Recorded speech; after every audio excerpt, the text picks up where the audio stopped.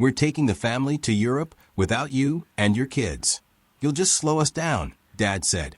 I've been funding their trips for years, $40,000 annually. I said, have fun. Then I canceled my credit card they were using. They were at the airport when every transaction declined. Mom called from international terminal screaming. I was already boarding a flight to Bali with my kids. I heard my son's breathing change before I even fully understood what my dad had said. We were all packed into my parents' dining room on a Sunday night in early spring. My mom had lit candles like it was some special announcement dinner. My sister Paige was filming on her phone. My brother Ron had his usual smirk like he already knew the punchline. My dad tapped his glass. We're taking the family to Europe, he said like he was gifting us oxygen. The kids started buzzing immediately. My oldest Noah sat up straighter.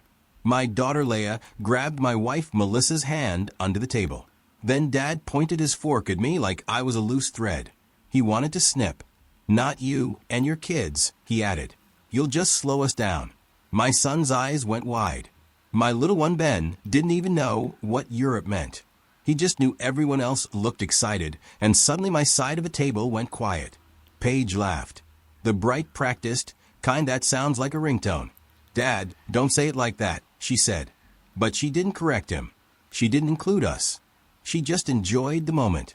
Mom slid a stack of navy blue envelopes down the table. Passport covers, she said, smiling too hard. I found them online. She handed one to Paige's kids, one to Ron's kids, then one to my parents themselves like they were part of the grandkid lineup. Everyone got a neat little bundle, a printed itinerary, a list of cities, a group photo plan, even matching luggage tags with our last names stamped in gold. My kids got nothing.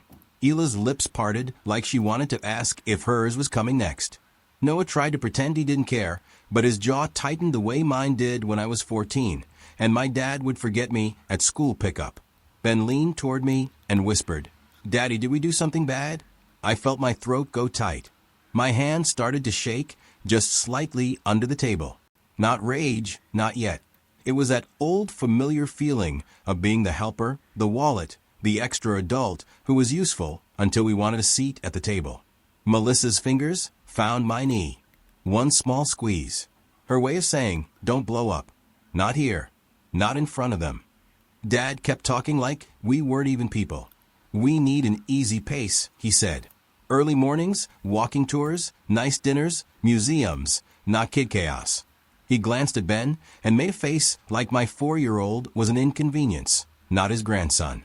Ron took a sip of wine and added, Yeah, Derek, it's not personal. It's just, you know how your kids are. My kids were quiet kids, polite kids. The kind who asked before touching anything. The kind who folded their napkins. The kind who brought my mom little drawings, even when she barely looked at them. But your kids have become the family's code for your side, doesn't count. I watched my mother nod along. I shiny like this was all reasonable. I watched Paige angle her phone so she could catch the moment my kids realized they'd been cut out. And I realized something cold and simple. They weren't announcing a vacation. They were announcing a boundary they thought they were allowed to set. They wanted me to keep paying, keep showing up, keep smiling. While my children stood outside the glass. I swallowed hard and forced my voice to stay level. Wow, I said softly. Okay. Dad looked relieved like he expected me to whine or beg, and he was glad I wasn't going to make a scene. See, he said, you understand. I nodded once slow. Melissa's eyes were on me now, searching my face. She knew that tone. She knew I was already doing math in my head. Noah stared down at his plate. Hila's eyes had started to shine. Ben kept looking back and forth between the envelopes, and my hands like he was waiting for me to fix it. My dad smiled like he'd won. And that was the moment I finally stopped protecting them from consequences. I'm Derek. I was 42 then. We lived in Detroit in a brick house on a quiet street that still had kids riding bikes and neighbors who brought back your trash bin if you forgot. I owned a few building material stores. Not glamorous lumber, drywall, tile roofing. The boring stuff that keeps other people's dreams standing upright. I worked hard. I paid my taxes. I had employees who counted on me. I had a wife who stretched every dollar like it mattered, even when we had more than we used to. And I had 4 kids. Noah was 12, the serious one, the kid who would rather read instructions than wing it. Leah was 10, soft-spoken, always noticing who got left out. Mason was 7, middle child energy, but in a gentle way. He tried to smooth everything over like it was his job. Ben was 4, still believed family meant safety by default. My parents lived in the suburbs outside the city. Big house, nice yard, 2 cars that were always newer than mine, and the kind of smile they wore in public that made people think they were generous. They were generous. With my money, it started small like it always does, a temporary loan. When Dad said his pension paperwork got delayed. A little help when Mom wanted to redo the kitchen because she was tired of looking at the same cabinets. A quick favor paying for Ron's car repair because he had bad luck. Then my sister Paige got used to me covering things. Hotel rooms at family weddings, birthday parties, plane tickets when Dad decided everyone should be together. I didn't mind at first. I told myself it was family. I told myself I was lucky. I told myself, if I can help, I should. And I was the one who could help. My parents knew it. They'd ask with that soft voice, the one that pretended it was uncomfortable to request anything. Derek, honey, could you just put it on your card and we'll pay you back? They almost never paid me back, or they'd pay me back by taking the money out of the next thing I was already covering. It was like being reimbursed with my own cash. When my store started doing well, it got worse. They stopped asking like it was a favor and started asking like it was my role. I paid for their anniversary trip to Napa. I paid for Ron's family emergency when his credit card got maxed. I paid for Paige's once-in-a-lifetime cruise because she needed memories with the kids. At one point, I did the math in a moment of tired honesty. It was about $40,000 a year every year. Not one big check. $0,000 here, $2,000 there. $5,000 for flights, $800 for extra excursions, random charges on the card my mom had on file, Uber rides, restaurants, souvenirs. My credit card had turned into a family utility. And somehow, even after all that, my kids were still treated like optional guests. Small slights I swallowed. My parents hosting Grandkids Day and forgetting to tell us until the pictures hit Facebook. My mom buying matching pajamas for Paige and Ron's kids. Then saying, "Oh, I didn't know your kid sizes." My dad bragging about Ron's son's baseball trophy and calling Noah science. Award cute. My sister Paige saying, "Your kids are kind of shy, huh?" Like it was a flaw. Every time I told myself it wasn't worth a fight. Every time Melissa looked at me like she wanted to scream, but she didn't because she was trying to respect my family ties. I kept thinking they'd come around. I kept thinking, if we keep showing up, if we keep being generous, they'll start seeing my kids as part of the main family. But that dinner, that envelope lineup, that was them saying out loud what they've been doing quietly for years. They wanted my money attached to my name, but not my children attached to their family story. On the drive home that night, the car was silent in a way that felt heavy.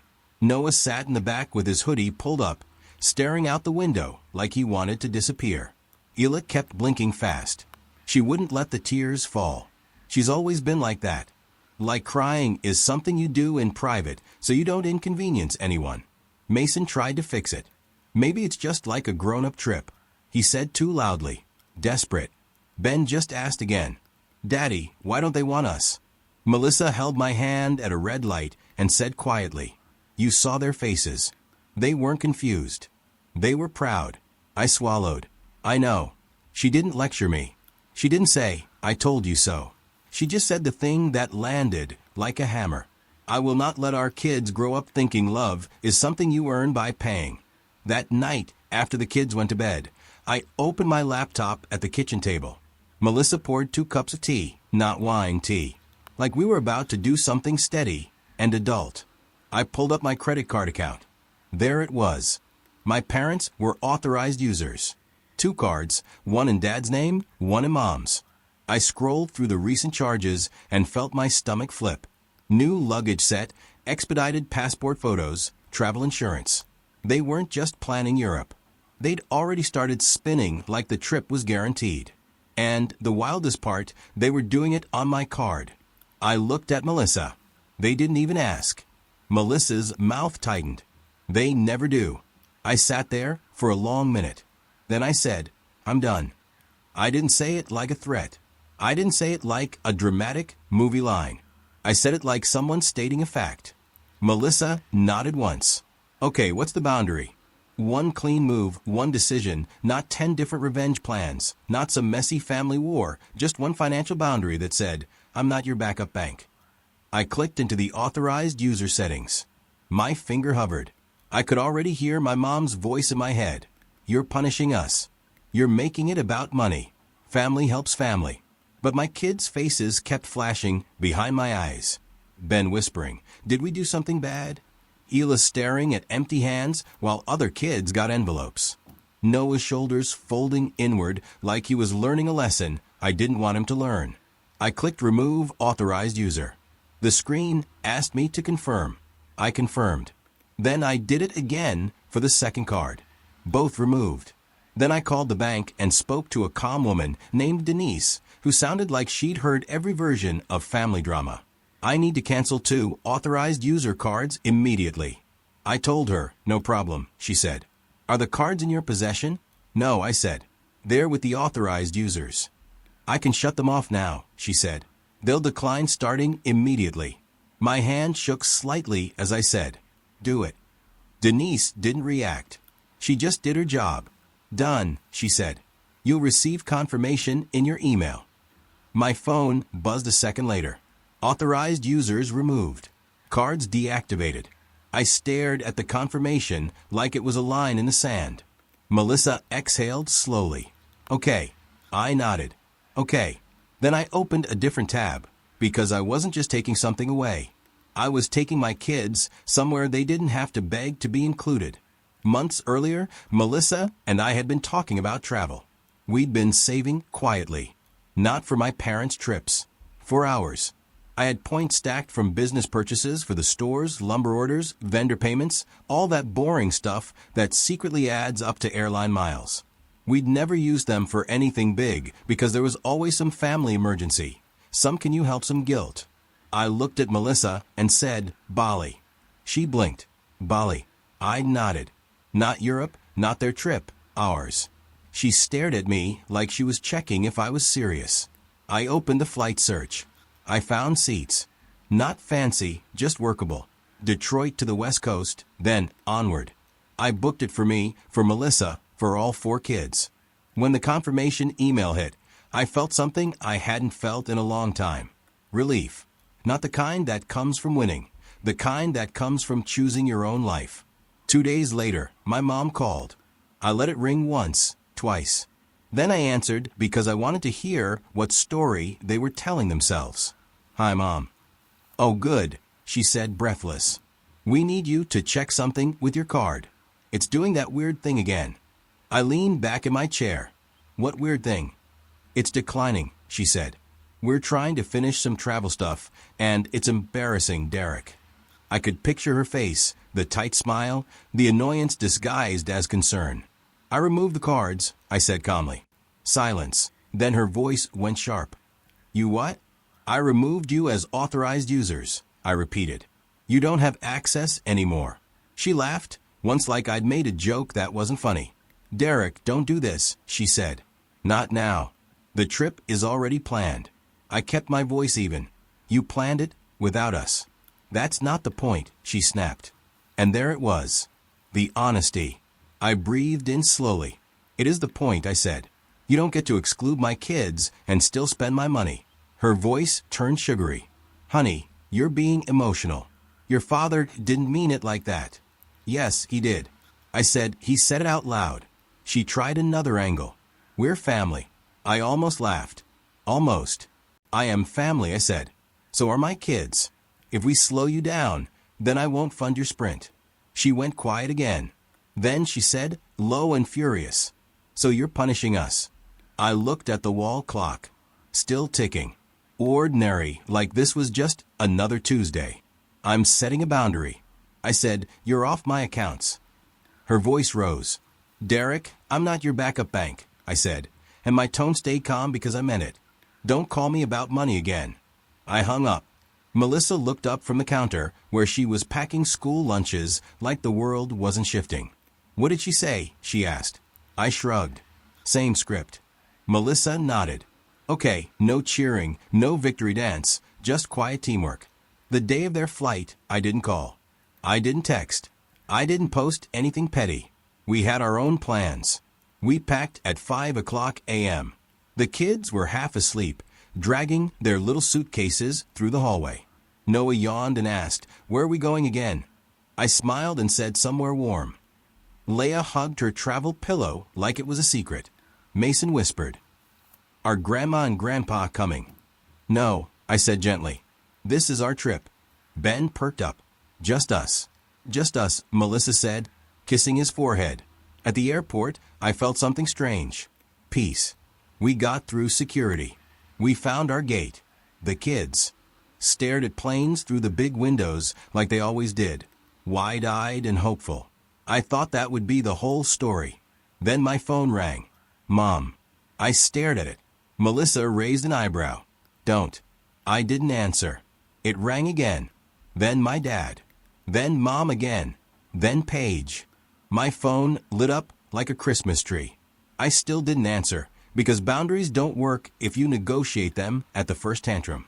We boarded our first flight.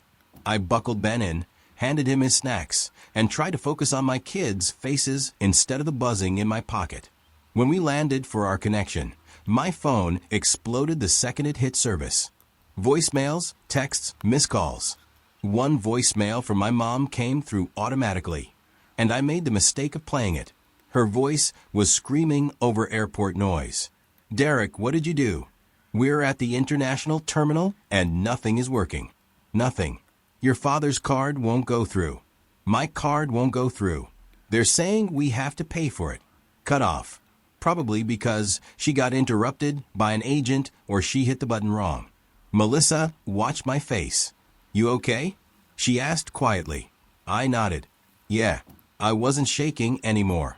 That was the difference. They were finally experiencing what it felt like to have plans built on someone else's wallet and then lose access. We walked to our next gate. My phone buzzed again. A text from Paige. "What are you doing?" "We're standing here like idiots." "Fix it." I stared at it for a second. Then I typed back one sentence. "Have fun." And I turned my phone to airplane mode.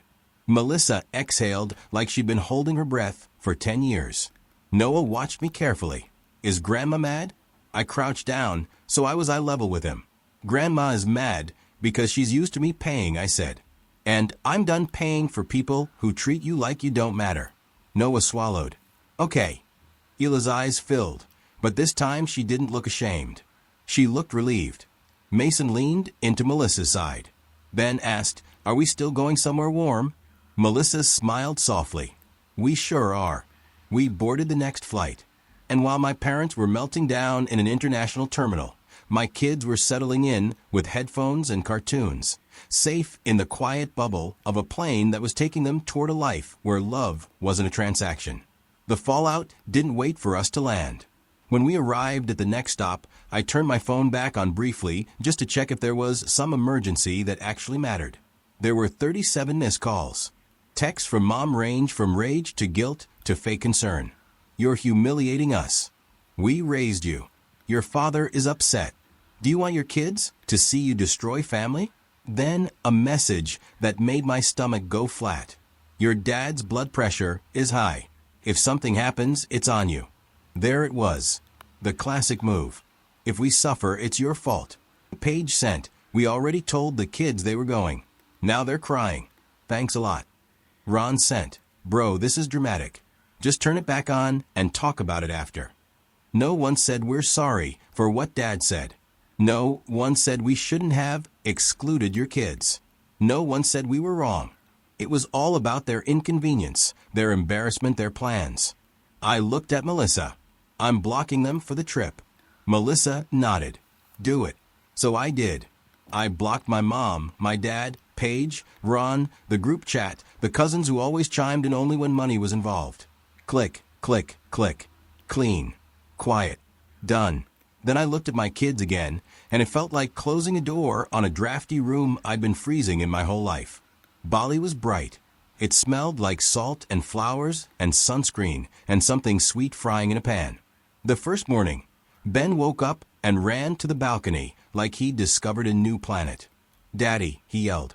"The water's right there." Noah stood beside him, sleepy but smiling. Leia whispered, "It's so pretty," like she didn't trust pretty things to last. Mason asked, "Can we swim today?" Melissa answered, "We're going to swim every day." We did simple things. We ate breakfast together without anyone grading our table manners like it was a performance. We walked through markets where nobody knew our family history or our roles. We bought cheap little souvenirs and didn't feel guilt about it. One evening, we sat on the beach while the sky turned orange and pink. Ben built a lopsided sandcastle. Noah helped him, patient and steady. Leia collected shells and lined them up like a tiny museum. Mason tried to make her laugh by putting one on his ear and pretending it was a phone.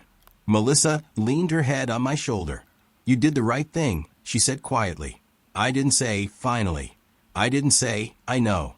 I just watched my kids because the proof was right there in the way their shoulders looked lighter. When we got home, the consequences showed up like they always do. Not apologies, demands. My mom left voicemails from unknown numbers after I blocked her. "You can't do this to us," she said in one.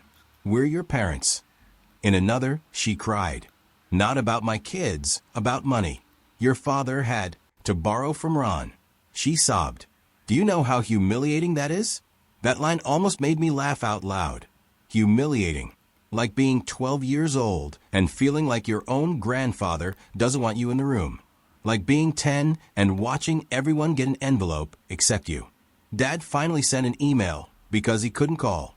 The subject line was, "We need to talk like adults." He wrote a whole paragraph about respect, not one sentence about my children.